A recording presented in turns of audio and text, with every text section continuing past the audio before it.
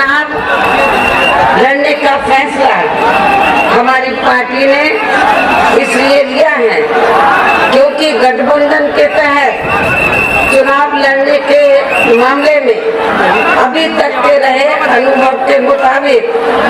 हमने जिस भी पार्टी के साथ गठबंधन करके कोई भी चुनाव लड़ा है तो हमारी पार्टी का दलित बेस वोट तो एक तरफा गठबंधन की पार्टी को चला जाता है, लेकिन उस पार्टी के लोगों की जातिवादी मानसिकता के चलते उनकी पार्टी का अधिकांश वोट हमारी पार्टी को नहीं मिल पाता है, अर्थात दलितों की तरह ट्रांसफर नहीं हो पाता है, बल्कि उनका ये वोट अंदर अंदर दूसरी पार्टी के खासकर उच्च वर्ग के उम्मीदवारों को ही चला जाता है और फिर वहाँ हमें केवल दलित व थोड़ा बहुत अपनी पार्टी से अन्य कमजोर वर्गों का थोड़ा वोट ही पड़ पाता है, जिससे उन सीटों पर हमारी पार्टी के ज्यादातर उम्मीदवार कामयाब नहीं हो पाते हैं तथा पार्टी का वोट प्रतिशत भी काफी हद तक कम हो जाता है। ऐसे में अब हमारी पार्टी ने ये फैसला लिया है, ये तय किया है कि हमें ऐसी सभी जातिवादी पार्टियों से गठबंधन करके चुनाव लड़ने के बजाय बल्कि बहुजन समाज के हर अंग को अर्थात SC, ST, OBC व इन्हीं की ही तरह दुखी व पीड़ित मुस्लिम एवं अन्य धार्मिक अल्पसंख्यक समाज के साथ ही अपर कास्ट समाज में से अति गरीबों को भी भाईचारे के आधार पर सीधे ही पार्टी से जोड़कर हमें फिर अपनी पार्टी को सत्ता में लाना है, हुकूमत में लाना है। और ये सब हमने आपका जो पड़ोसी राज्य है उत्तर प्रदेश, और ये सब हमने तो आपके पड़ोसी राज्य जो आबादी के हिसाब से देश का सबसे बड़ा प्रदेश है वो हमने उत्तर प्रदेश में करके भी दिखाया है। इसलिए इन सब बातों को ध्यान में रखकर अब हमारी पार्टी आपके बिहार प्रदेश में भी अकेली ही यहाँ विधानसभा का आम चुनाव लड़कर सत्ता में आना चाहती है, लेकिन यहाँ सरकार, यहाँ मैं ये भी कहना चाहती हूँ, लेकिन यहाँ सरकार ना बनने की स्थिति में यदि हमारी पार्टी बैलेंस ऑफ पावर भी बन जाती है इस चुनाव में, यदि हमारी पार्टी बैलेंस ऑफ पावर भी बन जाती है तो तब फिर हमारी पार्टी जरूरत पड़ने पर यहाँ सरकार बनाने वाली पार्टी को अब फ्री में बाहर से समर्थन नहीं देगी, फ्री में बाहर से समर्थन नहीं देगी, बल्कि अपनी शर्तों के आधार पर उस सरकार में ही शामिल होकर अपने लोगों का कुछ हद तक विकास में उत्थान आदि कराने का ही पूरा प्रयास करेगी। इसके अलावा टिकट बंटवारे के मामले में भी हमारी पार्टी ने यहाँ सर्व समाज के लोगों को BSP में जुड़ने की तादाद को ध्यान में रखकर फिर उसी अनुपात में ही उन्हें टिकट भी दिए हैं। लेकिन अब मैं आप लोगों का ध्यान अपनी पार्टी को कामयाब बनाने के लिए कुछ जरूरी बातों की तरफ दिलाना चाहती हूँ। आप लोगों को मालूम है कि अपने देश को आजाद हुए अब वर्षों बीत चुके हैं और आजादी के बाद इस लंबी अवधि में केंद्र में आपके बिहार प्रदेश में भी अधिकांश यहाँ कांग्रेस, BJP व अन्य विरोधी पार्टियों की तथा इनके गठबंधन की ही सरकारें रही हैं, जिनकी जातिवादी, संकीर्ण व पूंजीवादी सोच के चलते यहाँ सर्व समाज में से विशेषकर गरीबों, दलितों, आदिवासियों, पिछड़े वर्गों, मुस्लिम व अन्य धार्मिक अल्पसंख्यक समाज के लोगों के की भी सामाजिक एवं आर्थिक स्थिति में अभी तक कोई भी खास बदलाव नहीं आया है। इसी प्रकार यहाँ मजदूरों, बेरोजगारों, किसानों, व्यापारियों एवं अन्य मेहनतकश लोगों की भी हालत कोई खास अच्छी नहीं रही है। ऐसे में अब इन सभी विरोधी पार्टियों को इन्हें और ज्यादा आजमाने की जरूरत है। आप लोगों ने आजादी के बाद यहाँ लंबे अरसे तक कांग्रेस को सत्ता में रखा, जो और इनके गठबंधन की पार्टियां हैं, अन्य जातिवादी पार्टियां हैं, उनको सत्ता में आप लोगों ने बनाए रखा है। लेकिन आप लोगों को ये मालूम है कि आजादी के लंबे अरसे के बाद यहाँ विभिन्न पार्टियों की आपके बिहार प्रदेश में सरकारें रही हैं, लेकिन किसी भी सरकार में यहाँ पर जो गरीब लोग हैं, मजदूर लोग हैं, बेरोजगार हैं, किसान हैं, व्यापारी हैं, मेहनतकश लोग हैं, इनकी कोई जो स्थिति में कोई खास बदलाव नहीं आया है। और आप लोगों को मालूम है जब यहाँ पर इन वर्गों को रोटी रोजी के साधन नहीं मिले, इन लोगों को रोटी रोजी के साधन नहीं मिले, तब फिर मजबूरी में इन लोगों को आपके बिहार प्रदेश से रोटी रोजी के लिए पलायन करना पड़ा, दूसरे प्रदेशों में जाकर रोटी रोजी के लिए बस गए हैं। और वहाँ भी वहाँ की जो सरकारें हैं तो वो भी अपनी जातिवादी मानसिकता और पूंजीवादी मानसिकता के तहत चलकर तो वहाँ पर भी आप लोग दुखी हैं, आप लोग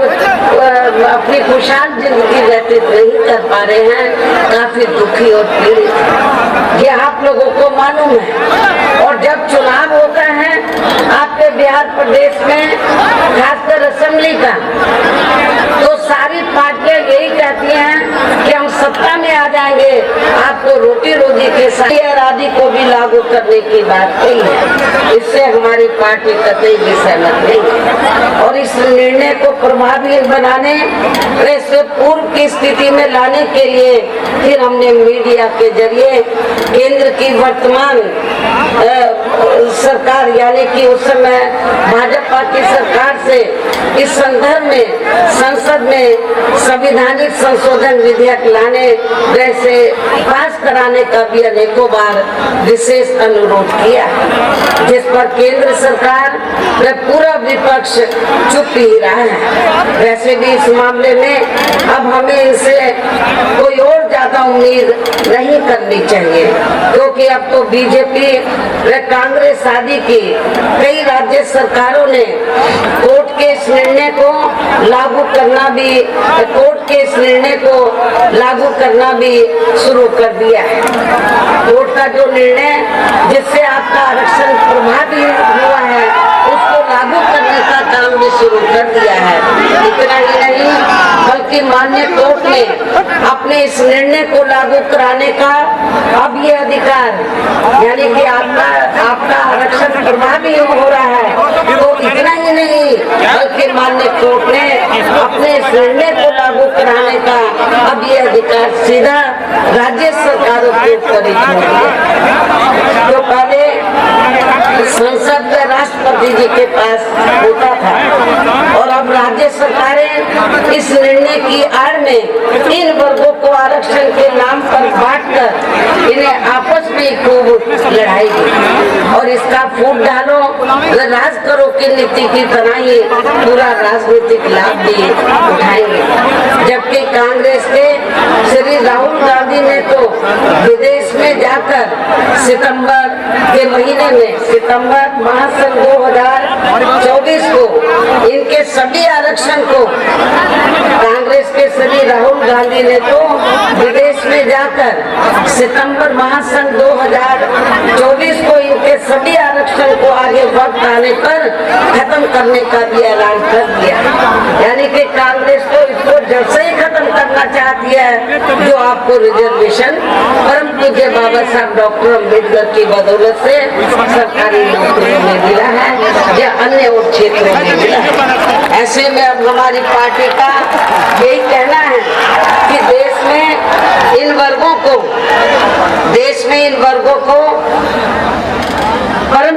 बाबा साहब डॉक्टर भीमराव अंबेडकर ने जो आरक्षण का ये संविधानिक अधिकार दिया है, तो उसे अब यहाँ सभी जातिवादी पार्टियां किस्म किस्म के हथकंडे इस्तेमाल करके प्रभावहीन बनाने में व खत्म करने की भी पूरी कोशिश में लगी है, जिससे अब इन वर्गों के लोगों को किसी भी कीमत पर कामयाब नहीं होने देना है, बल्कि इन्हें आपस में मिलजुल कर, जो वीकर सेक्शन के लोग हैं, इन लोगों को आपस में मिलजुल कर एक होकर आगे बढ़ना है और अपनी एकमात्र हितैषी पार्टी बहुजन समाज पार्टी को ही मजबूत बनाकर इसे केंद्र व राज्यों की भी सत्ता में लाना बहुत जरूरी है। इसके साथ ही केंद्र व राज्यों की भी सरकारों द्वारा इन वर्गों के लोगों को प्राइवेट सेक्टर में आरक्षण दिए जाने की व्यवस्था किए बिना ही इनके ज्यादातर सरकारी कार्य अब यहाँ प्राइवेट सेक्टर के जरिए ही देश के अधिकांश बड़े बड़े पूंजीपतियों व धन्ना सेठों को ही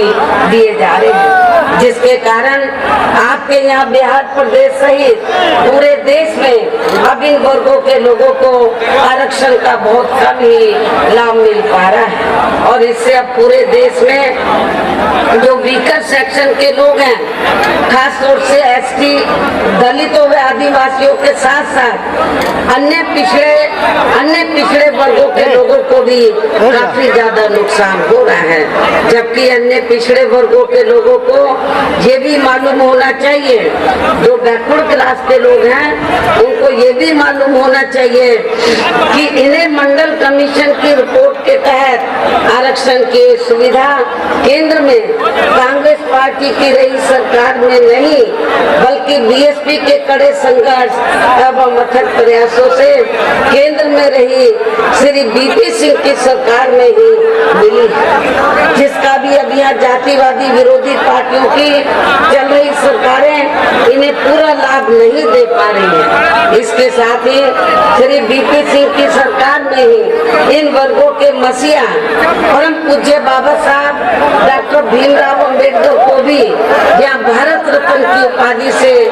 सम्मानित किया गया है, जिसके लिए वो हर प्रकार से पात्र भी थे, जबकि इन्हें ये सम्मान इनके जीते जी केंद्र में रही कांग्रेस पार्टी की सरकार में बहुत पहले ही मिल जाना चाहिए था, लेकिन कांग्रेस पार्टी जबरदस्त दलित विरोधी है, हम परम पूज्य बाबा साहब डॉक्टर अम्बेडकर के खिलाफ है, लेकिन केंद्र की सरकार ने परम पूज्य बाबा साहब डॉक्टर अम्बेडकर को भारत रत्न की उपाधि से सम्मानित नहीं किया, लेकिन दलितों की वोट की खातिर कांग्रेस के नेता लोग, खासतौर से श्री राहुल गांधी, भारतीय संविधान को हाथ में लेकर लोगों को दिखाता रहता है, खेलता रहता है संविधान के साथ, लेकिन दबे कुचले लोगों के हितों के से इनका कोई लेना देना नहीं। किंतु कांग्रेस पार्टी की रही सरकार ने अपनी जातिवादी मानसिकता की वजह से इनके देहांत के बाद भी इन्हें सम्मान नहीं दिया, परम पूज्य बाबा साहब डॉक्टर अम्बेडकर को सम्मान नहीं दिया था जो इनके द्वारा बनाए गए, जैसा कि मैंने अभी आप लोगों को बताया कि जो इनके द्वारा बनाए गए संविधान के अब अपने स्वार्थ में आए दिन हवाई